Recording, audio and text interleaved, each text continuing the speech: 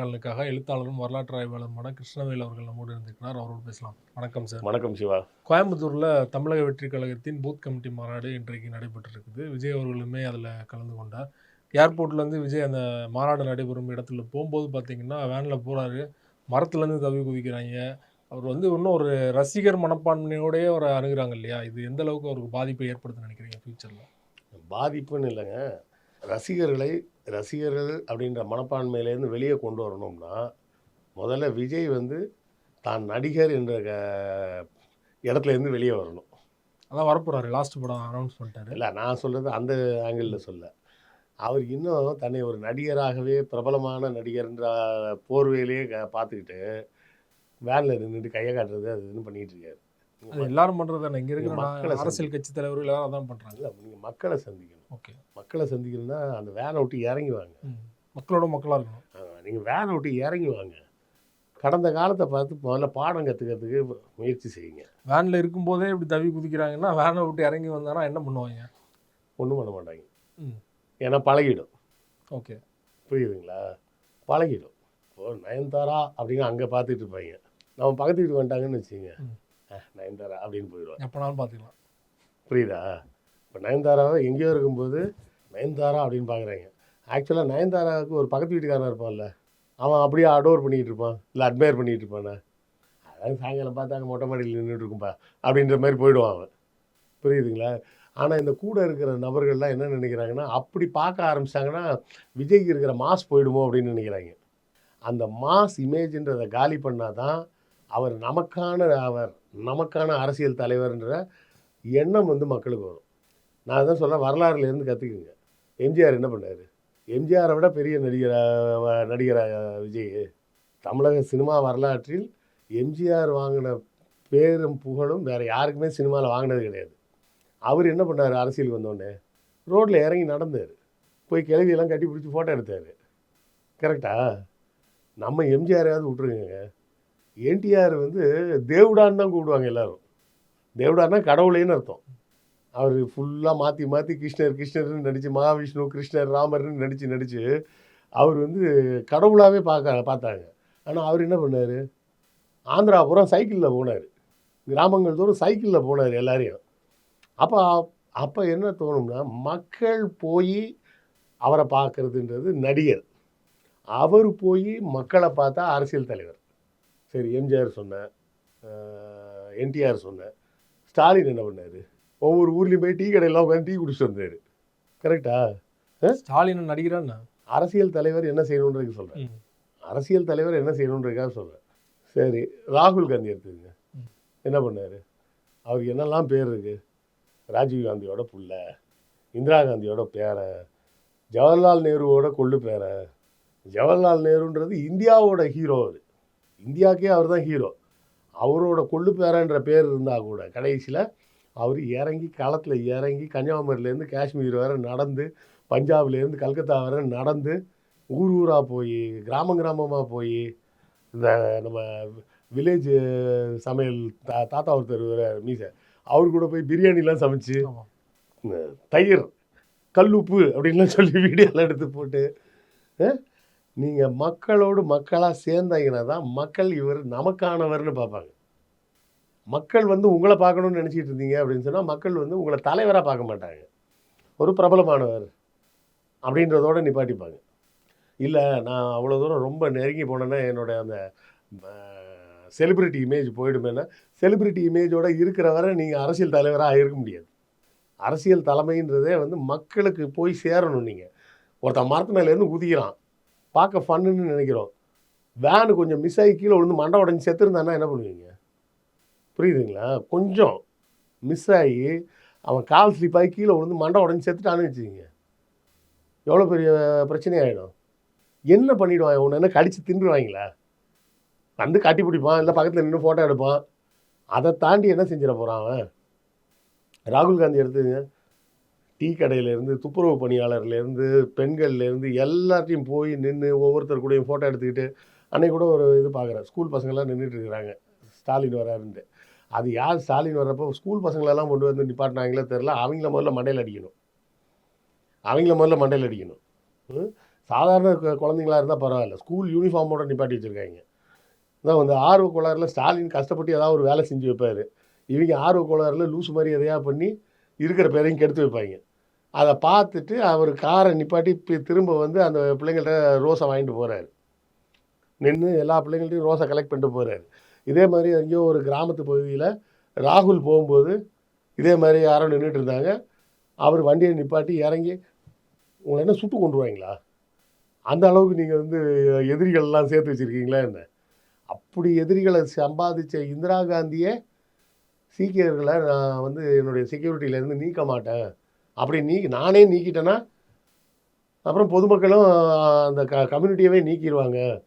அதனால் அதிகபட்சம் என் உயிர் போயிட்டு போகுது போ அப்படின்ட்டாங்க. ஆனால் அன்ஃபார்ச்சுனேட்லி அதனால தான் அவங்க உயிரும் போச்சு. அரசியலில் இருந்தால் அப்படி இருந்தால் மட்டும்தான் மக்கள் வந்து உங்களை தலைவராக பார்ப்பாங்க. இல்லாத வரை மக்கள் உங்களை தலைவராக பார்க்க மாட்டாங்க. நீங்கள் நான் ஒரு உயரத்து மேலேயே உட்காந்துருப்பேன் அப்படின்னு இருந்தீங்கன்னா அங்கேயே உட்காந்துங்கன்றுவாங்க.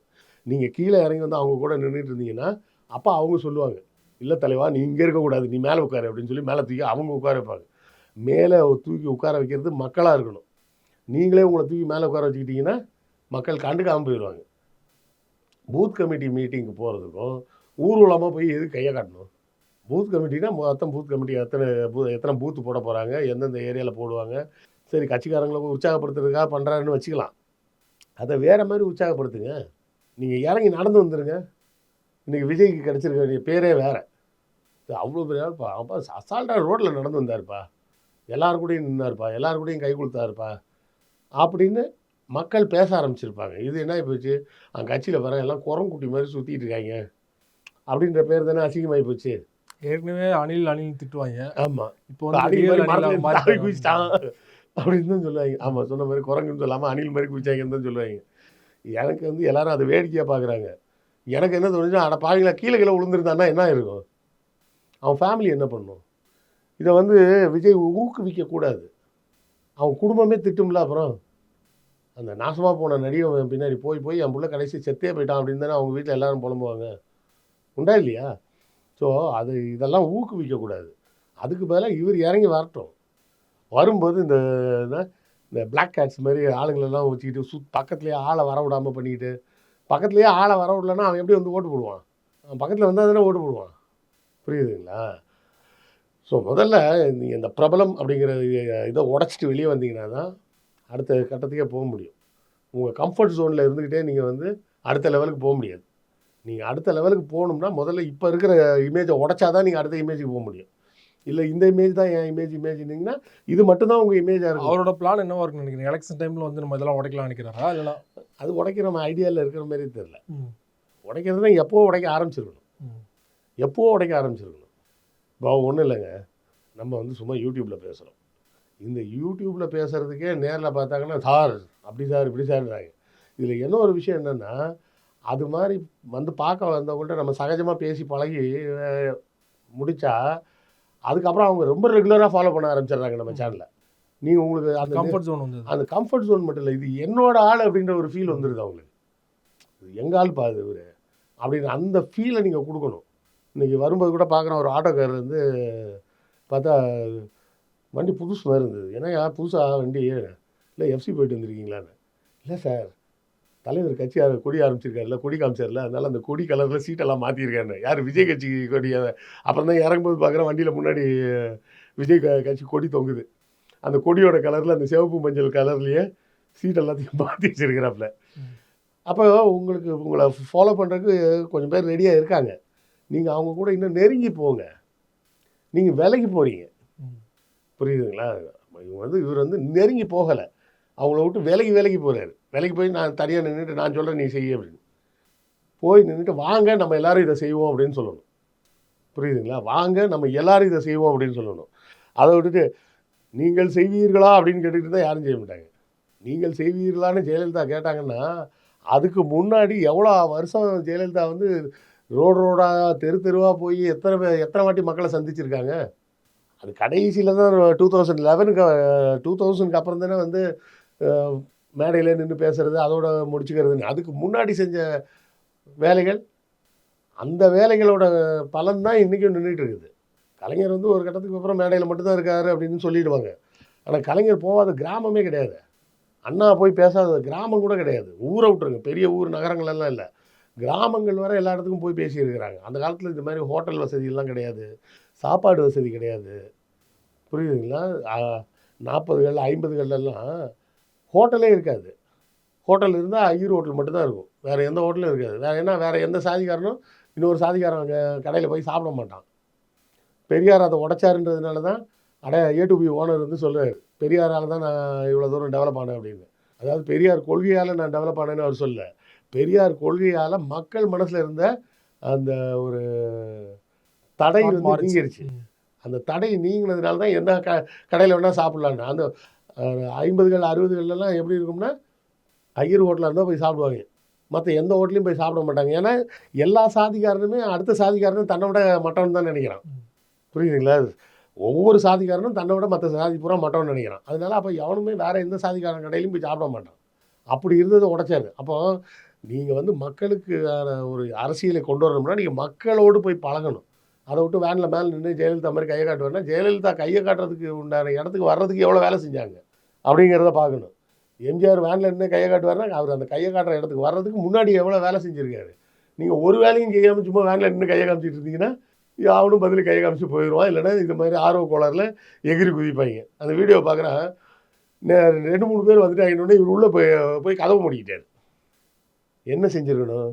இப்போல்லாம் பண்ணக்கூடாதுப்பா, நான் இறங்கி கீழே வரேன், கொஞ்சம் தூரம் ஜாஸ்தியாக இருக்கேன்னு வேனில் வந்தேன், உங்களுக்கு என்ன அவ்வளோ நெருக்கமாக பார்க்கணுன்னு ஆசைப்பட்றீங்கன்னா ஒன்றும் பிரச்சனை இல்லை, கூட கொஞ்சம் தூரம் நடந்தாலும் பரவாயில்ல, நான் நடந்து வரேன், யாரும் இந்த மாதிரி எதுவும் பண்ணாதீங்க அப்படின்னு சொல்லி அவரே அனௌன்ஸ் பண்ணிவிட்டு வேனை விட்டு இறங்கி நடந்து வந்திருக்கணும். நடந்து வந்திருந்தால் அது வந்து ஒரு நல்ல வழிகாட்டியாக இருக்கும். இவர் கதவை மூடிட்டு உள்ளே போய் உட்காந்துக்கிட்டாருன்னா அவ்வளோதான் உங்களோட அரசியல். ஸோ இந்த மாதிரி உங்களோட அரசியலால் இன்னும் யாரும் சாகாமல் பார்த்துக்குங்க. இந்த அணில் மாதிரி தாவி குதிச்சு, ஒரிஜினல் அணிலுக்கு பிரச்சனை இல்லை, அதுக்கு அழகாக கவ்வி பிடிச்சி ஏறி போயிட தெரியும். நீங்கள் அது மாதிரிலாம் உங்கள் ரசிகர்கள்லாம் அதே மாதிரி தாவி குதிச்சாங்கன்னா மண்டை கிட்ட போயிடும். மண்டை பத்திரம்னு தான் சொல்லணும். ரொம்ப நன்றி சார். நடிகர் விஜய் அவர்கள் தொடர்பாக பல்வேறு விஷயங்களோட பகிர்ந்து கொண்டீங்க. மிக்க நன்றி. நன்றி.